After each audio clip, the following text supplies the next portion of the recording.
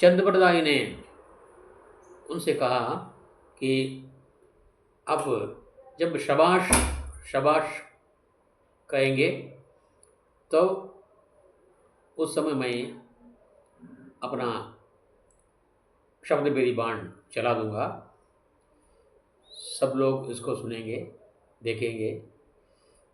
ऐसा उन्होंने चंद्रप्रदायी ने गौरी से बता दिया था और गौरी भी उसको मान लिया। गौरी ने भी उसको मान लिया और कहा ठीक है, मैं शबाश कहूँगा। उस समय वे अपना कौशल दिखाए। जो सभा शुरू की, वो समय आ गया। वो नीचे पृथ्वीराज चौहान के पीछे चले गए कवि चंद्रप्रदायी। उनसे करने लगे, क्योंकि उनकी भाषा गौरी को आदि को नहीं मालूम थी, क्योंकि वो भाषा जो थी अपभ्रंश मिश्रित हिंदी। इसलिए उस हिंदी में उन्होंने कहा, महाराज 8 गज 8 अंगुल समान, 8 गज 8 अंगुल समान ऐते पर सुल्तान है। मतलब इस जगह पर सुल्तान है। एट्टडी एट्टंगुलम दूरத்திலே அவன் அமர்ந்திருக்கிறான்। 8 गज 8 अंगुलम 8 गजम 8 अंगुलम 8 गज 8 अंगुल समान ऐते पर सुल्तान है। मत छू को चौहान, चौहाने नी तवर விடாதே। இந்த வாய்ப்பை 7 बार तुम चूकीगो, अब मत चूको चौहान। चौहान நீ 7 முறை தவறிவிட்டாய், தவறு செய்துவிட்டாய், இந்த முறை நீ தவறு செய்யாதே। 7 बार तुम चूकीगो, अब मत चूको चौहान என்று சொல்லி அவரை உற்சாகப்படுத்தினார்।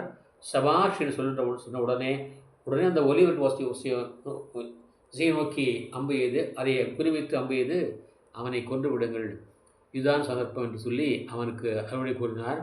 அதுபோலவே நிகழ்ச்சி தொடங்கியது. அவன் சிரித்து கொண்டே கோரி ஷபாஷ் ஷபாஸ் என்று கைதட்டினான். அந்த ஓசை கேட்டவுடனே பிருத்விராஜ் சௌஹான் எழுந்திருந்து, நான் கண் தெரியாதல்லவா, ஓசையை வைத்துக்கொண்டு அந்த அம்பை அவனுக்கு எய்து அவனை கதையை முடித்தார்। उसको मार डाला। तुरंत पृथ्वीराज चौहान ने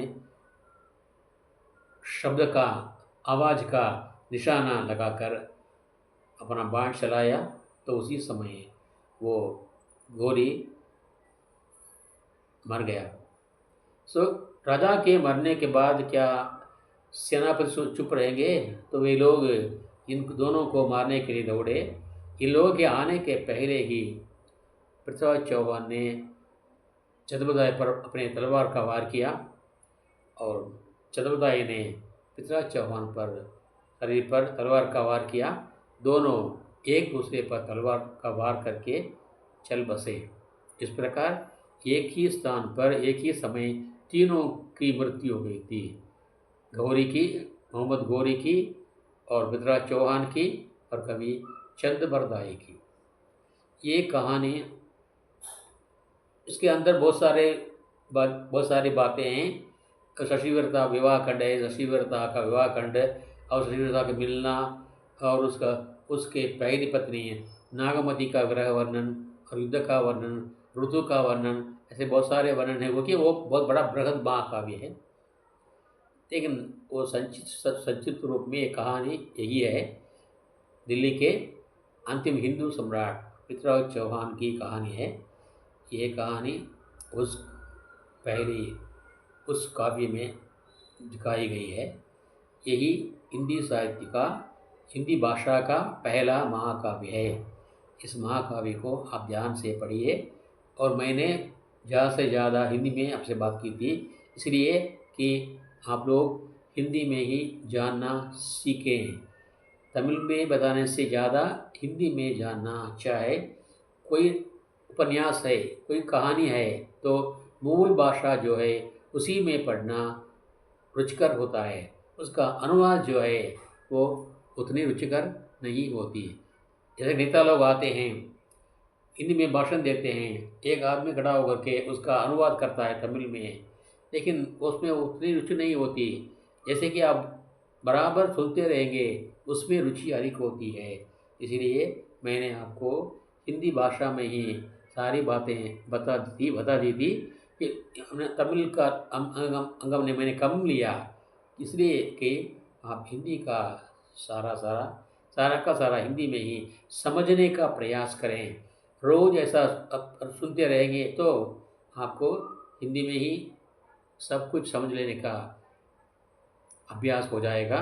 और आप हिंदी फिल्म भी जब देखते हैं तो पूरी कहानी, पूरी फिल्म आप अच्छी तरह समझ पाएंगे। उसमें जो गाने आते हैं उन गानों का मतलब भी आप समझ पाएंगे। इसी उद्देश्य से मैंने ज़्यादा से ज़्यादा हिंदी शब्दों का प्रयोग किया है। आशा है कि आप इसका स्वागत करेंगे। और कल मैंने आपसे कहा था कि हिंदी साहित्य का इतिहास, इसमें भक्तिकाल हिंदी साहित्य का स्वर्ण युग है।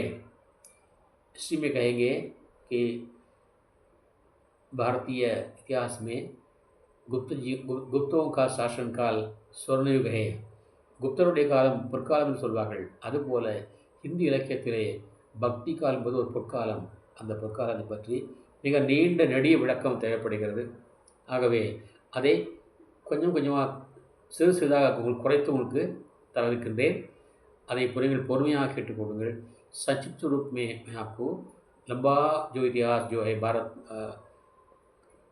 के हिंदी साहित्य का भक्ति काल, वो भक्ति काल के बारे में कल आपको मैं बताने वाला हूँ. तब तक के लिए आपसे विदा लेने वाला आपका सेवक आर सुंदरराजन, त्रिपुर, तमिलनाडु. मैंने जो नौकरी के बारे में, बेरोजगार के बारे में मैं आपसे अपील की थी. आशा है कि आप लोग उसके बारे में सोचते होंगे और जो भी बेरोजगार हैं, आप यहाँ आकर के रोजी कमाने का और आवास में ठहरने का सब कुछ प्रबंध यहाँ पर है. आप मुझसे संपर्क बढ़ाइए और मैं आपके लिए सारा प्रबंध कर दूँगा. यही भी आज भी मैं आपसे यही प्रार्थना करता हूँ. इसी प्रार्थना के साथ मैं आज का ये भाषण समाप्त करना चाहता हूँ. कल एक नए विषय को लेकर, वही भक्ति काल को लेकर के आपसे भाषण देने वाला हूँ, आपसे मिलने वाला हूँ. நாளை இந்த பொற்காலமாகிய பக்தி காலம் பற்றி நான் விளக்க உரை சுருக்கமாகவும் விளக்கமாகவும் நான் உரை தரவிருக்கின்றேன். அது ஒரு நாளில் செய்ய முடியாது, ஒன்றாக செய்ய வேண்டும். அது 4 பிரிவு இருக்கிறது. ஒவ்வொரு பிரிவுக்கும் ஒரு நாள் வேண்டும். ஆக அதை மிகப்பெரிய விளக்கத்தை மிக சுருக்கமாக நான் தரவிருக்கின்றேன். அது நாளை வரை பொறுத்தருளும்படி வேண்டிக்கொண்டு இன்றைய பதிவை நிறைவு செய்து, நாளை ஒரு புதிய தலைப்புடன் பக்திக்காலுடன் தங்களை சந்திக்கும் வரை விடைபெறுவது தங்களின் அன்பன் ஆர் சுந்தரராஜன், திருப்பூர், தமிழ்நாடு. தன்யவாத், நன்றி. தன்யவாத், நன்றி. Jai Hind.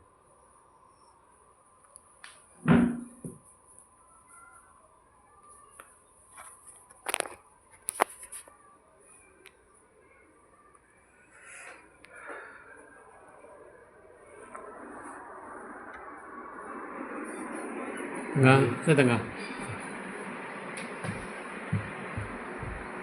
Nah, udah, ya, udah. Ketai video.